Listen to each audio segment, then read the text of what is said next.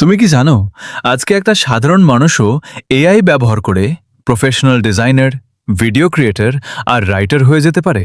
হ্যাঁ, একদম সত্যি। আজকের এই ভিডিওতে আমি তোমাকে দেখাবো কিভাবে এআই দিয়ে ঘরে বসেই সব ধরনের ক্রিয়েটিভ কাজ করা যায়। তাহলে চলো শুরু করি। আমি আর এই চ্যানেলে আমরা কথা বলি এআই আর টেকনোলজি নিয়ে, সম্পূর্ণ বাংলায়।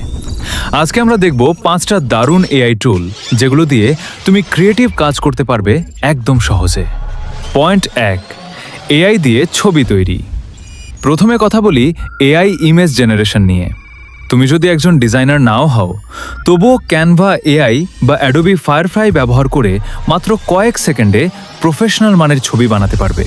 শুধু বাংলায় বা ইংরেজিতে লিখে দাও তুমি কি চাও, এআই নিজেই বানিয়ে দিবে। পয়েন্ট 2, এআই দিয়ে ভিডিও তৈরি। এখন আসি ভিডিওয়ে। ইন ভিডিও এআই বা পিকচারি ব্যবহার করে তুমি শুধু একটা স্ক্রিপ্ট লিখলেই সেটা অটোমেটিক্যালি ভিডিও হয়ে যাবে। ব্যাকগ্রাউন্ড, মিউজিক, ভয়েস ওভার সব এআই নিজে করবে, তোমাকে শুধু টপিক দিতে হবে।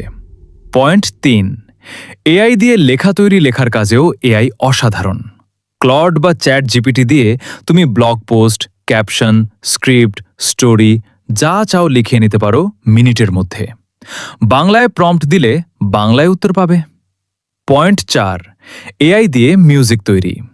শোনো এআই বা অডিও দিয়ে তুমি নিজের গান বানাতে পারো। কোনো ইনস্ট্রুমেন্ট বাজানো জানতে হবে না, শুধু বলো কেমন গান চাও, এআই বানিয়ে দিবে। পয়েন্ট 5, এআই দিয়ে থাম্বনেল বানাও।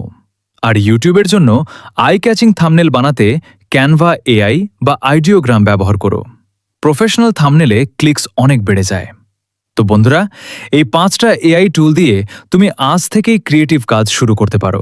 ভিডিওটা ভালো লাগলে অবশ্যই লাইক দাও, চ্যানেলটা সাবস্ক্রাইব করো আর কমেন্টে বলো তুমি কোন এআই টুলটা আগে ট্রাই করবে।